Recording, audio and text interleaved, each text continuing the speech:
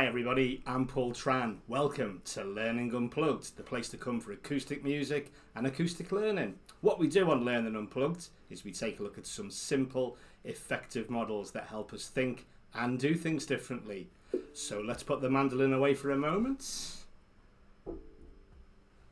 Today we're going to talk about a three-step process that I use whenever I have an important decision to make. It was originally devised by Walt Disney and then developed by Robert Dilts.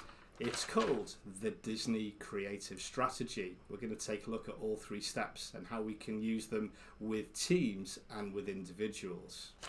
So let's start off with the first role that Walt Disney used to take. He would take on the role of the dreamer. And this is where you let your imagination run wild. You think about every possibility. It's a huge positive brainstorm where all possibilities get put onto the table. We don't judge them yet. That's the dreamer stage. It can be quite a lot of fun, this one.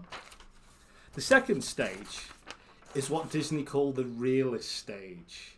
And this is where we start to think about our really good ideas that we've just dreamt and think about how we put them into practice. What would the process be? We weigh up the pros, the cons and everything else and see how we'd make this idea work.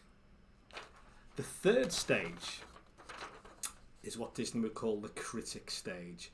This is where we get our idea, we get our realistic plan, and then we try and pull it apart. What's the downside? What's the negative sides of this? Now this is quite useful because you can recognize some pitfalls in the process that you may not have seen before.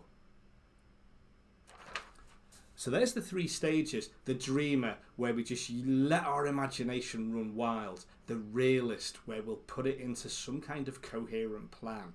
And then the critic, to take a good look at any potential downsides of the decision that we're going to make. Now I like using this in teams where we could actually say to a bunch of, say, 6 people, right, let's be the dreamer. What are we going to think here? Let's be the realist, then let's be the critic. And this is really useful. If you've got somebody who is habitually one of these, encourage them to be something else. So they start to see things from different perspectives. The other thing I like doing sometimes is to get teams, say, of 6 again and go, right, you two be the critics, you two be the dreamers, you two be the realists, and then swap it round. Now, when I work with people individually, I just get people to imagine each of these 3 roles. What would you say if you were the dreamer? What would you think if you were the realist? How would you go about things if you were the critic? This is lovely and simple. It's a really effective way of getting 3 different perspectives and then weighing up your thoughts for each of the 3 and then coming to your decision. Give it a go and let me know how you get on in the comments below. And if you want to know a little bit more about Learning Unplugged and my work in general, you can take a look at the website www.ptps.co.uk or look at the YouTube channel, which is Paul Tran Trainer. Have a great time playing around with the Disney Creative Strategy and being the dreamer, the realist and the critic. And I'll see you soon on the next Learning Unplugged.